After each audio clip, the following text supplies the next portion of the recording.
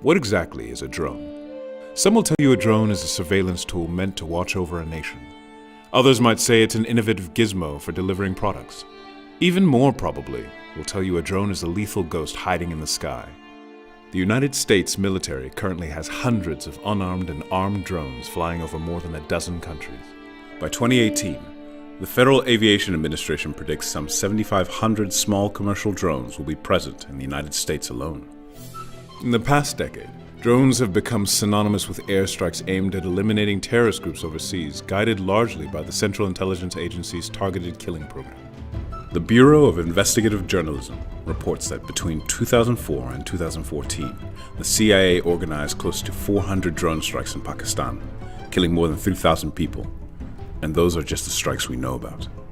It's no wonder these machines have captured the curiosity and fear of the world over. But where did these phantoms of the sky come from? To find out, we'll need to look back almost 100 years. Drones, or unmanned aerial vehicles, work through a system of sensors. Think of it as a basic remote-controlled vehicle, only with a much longer range. The exact origin of the drone is tricky to pin down. World War I saw the first real introduction of aircraft into military service, though things like balloons and kites had been used for decades before. Toward the end of World War I, the US Army was working on what it called aerial torpedoes, small biplanes like the Kettering Bug that would essentially work as kamikaze drones. But the war ended before they could be used. In 1915, in the early months of the Battle of Neuve-Chapelle in France, British armed forces used aerial imagery to capture more than 1,500 skyview maps of the German trench fortifications in the region. This ushered in a brand new era of using aerial imagery for complex coordinated operations like, for the first time ever, artillery on the ground were able to carry out barrages with advanced knowledge of the enemy infantry thanks to aerial mapping. This system continued to develop throughout the war. In 1939, in the very early stages of World War II, the United States produced the first remote-controlled aircraft called the radioplane OQ-2. Norma Jean Doherty, before she became better known as Marilyn Monroe, worked at a California plant assembling OQ-2s during the war. Unmanned surveillance operations continued playing more prominent roles throughout the Cold War and global conflicts in general. In 1973, after the Yom Kippur War, Israel developed the Mastiff UAV, and soon after, the IAI Scout, again both unpiloted surveillance machines. In 1986, a joint US-Israeli project produced the RQ-2 Pioneer, a medium-sized reconnaissance drone.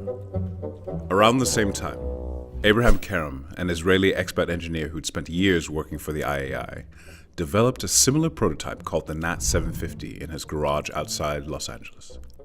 American defense contractor General Atomics bought Karam's design in 1990. Fast forward a few years to the early stages of the Bosnian War, and the CIA purchased two Nat 750s for $5 million to deploy on surveillance operations over Bosnia. On January 7, 1994, the Pentagon signed a contract with General Atomics that tasked the company with redesigning the Nat 750, a deal to make it bigger, sturdier, quieter, more dynamic. 6 months later, the first generation of the Predator drone was born. The Predator was first flown over Afghanistan in the fall of 2000, when an Air Force team flew one for the CIA in a hunt for Osama bin Laden. At the time, it was only armed with surveillance cameras. On December 21, 2000, the US Air Force received Pentagon approval to arm the Predator with Hellfire missiles, less than a year before the 9/11 terrorist attacks on New York City. In the immediate aftermath of 9/11, the CIA launched the Targeted Killing Campaign, essentially an approval list from the Pentagon to kill whomever they deemed perpetrators of the 9/11 attacks. This is legal because of what's called an authorization for use of military force, a law Congress passed in the wake of 9/11. Enter the strikes. As the remnants of the terror group Al-Qaeda's leadership fled out of Afghanistan and into Pakistan and Yemen, both sovereign territories, the newly armed drones soon followed. Quietly. And here's where things really started to get messy.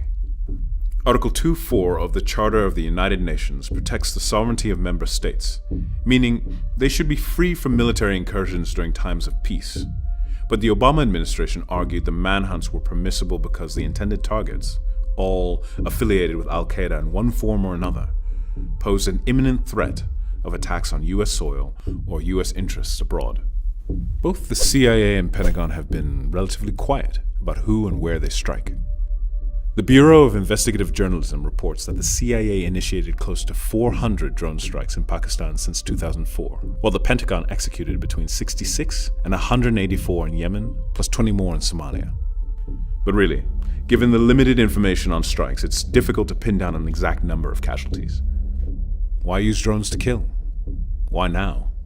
Think about it as if you're cracking a code. In traditional warfare, enemies were easily identified by their uniforms or activities.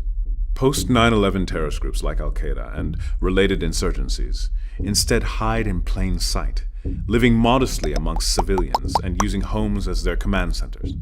The sneakiness of drones makes it possible for someone near Las Vegas to remotely watch over a suspected area in, say, Pakistan for months at a time, sifting through the haystack to find the hiding needle from an entire ocean away.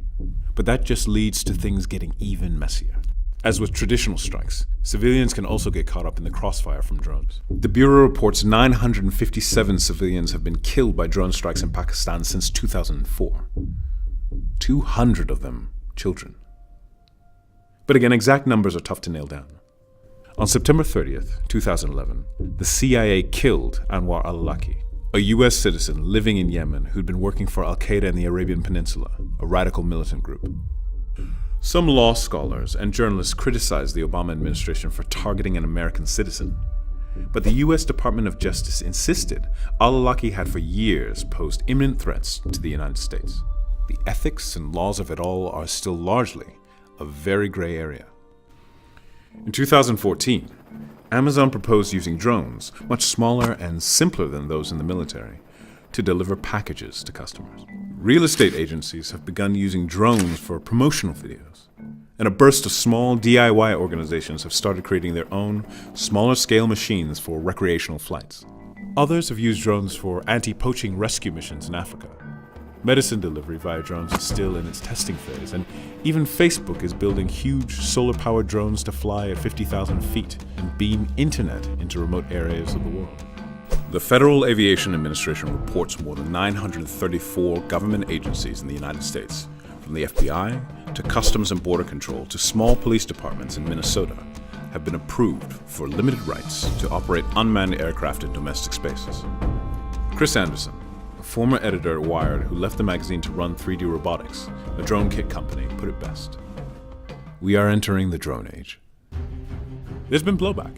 As of May 2014, 35 states in the U.S. have introduced legislation to limit the use of drones by government agencies. To date, 12 have adopted this legislation. Ironically, though, recent polls show that more than half of Americans approve the use of drone strikes. Overseas, understandably, the overall approval is much lower. If the drone age is indeed here, what can we expect in the next year, 2 years, 5? If recent trends are any indication, we might as well get used to seeing them and having them see us.